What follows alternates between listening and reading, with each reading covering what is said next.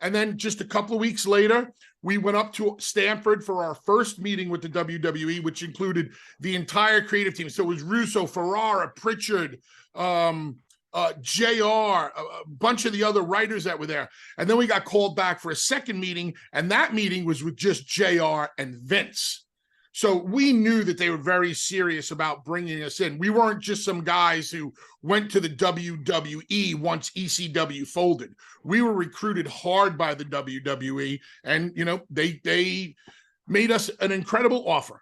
And we dealt with JR, and it's the easiest negotiation I've ever done in my life.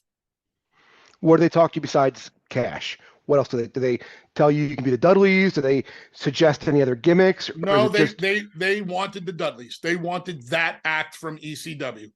And the only thing that we were able to, that we said was, we don't want you to make any other Dudleys unless me and Devon approve of it.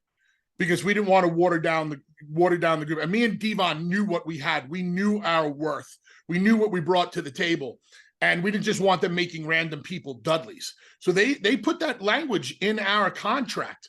And I remember talking to Vince in JR's office, and me and Devon are sitting there, and I said, Vince, let's talk about the push. And Vince looks at me and Devon, he goes, guys, there is no push. There's no such thing.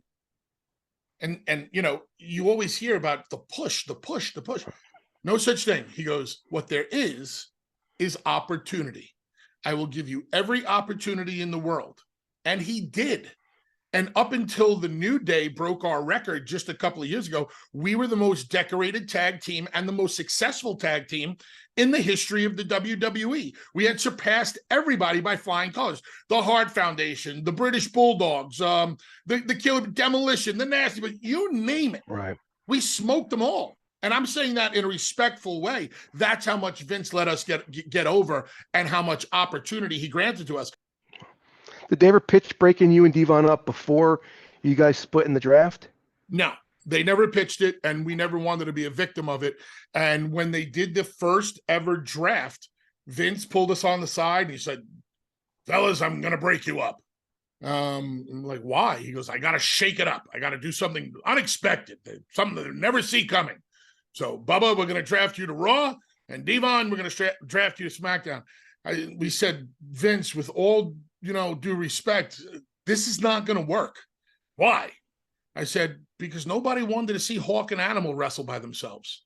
The meaning behind that, it was the Dudleys are an act. We're an established act, established team. They saw us debut together. This is what they pay for. If even one fan out there is paying for the Dudley act and that's all they're paying for, they want to see us together. Once you take me and Devon away from one another, you lose the what's up, you lose the get the tables, you lose the super bomb, the 3D, so many aspects of it. And then I went on into the hardcore division, the 24/7 division, doing that stuff. Devon did the preacher gimmick, which the only good that came out of the preacher gimmick really was Batista. And I was given an opportunity because I got to work with Hunter, but I had a really bad pinched nerve in my shoulder. Mm. And I picked up Hunter for a powerbomb through a table one night, and the nerve shut my arm off, and I dropped Hunter. Oh, wow. Yeah, wrong guy to drop. Very next week or 2 weeks later, boom, he pedigreed me, 1, 2, 3, right in the middle of the ring. So, it never really, neither of the singles pushes never really truly caught on. They caught on to an extent.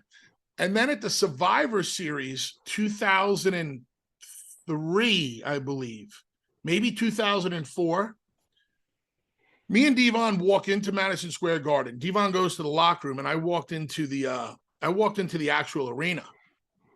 And Vince was sitting at the other end of the arena, like where one of the basketball hoops would be set up. And he sees me walk in and he waves me over to him. And I go over. What's up, boss? Putting you and Devon back together tonight. Okay, cool. That was all I need. That was his way of saying, you might have been right. The experiment's not working out. Putting you guys back together. And if you go back and watch that match, I believe it's me, Spike, and Jeff Hardy versus 3 Minute Warning and Rico. Yes. And towards the end of the match, there's a bunch of stuff going on, and Devon does the run in to make the save. We were the opening match on Survivor Series. Place went crazy. Huge pop in the Garden. And me and Devon went back and off to the races again. It was, it felt great.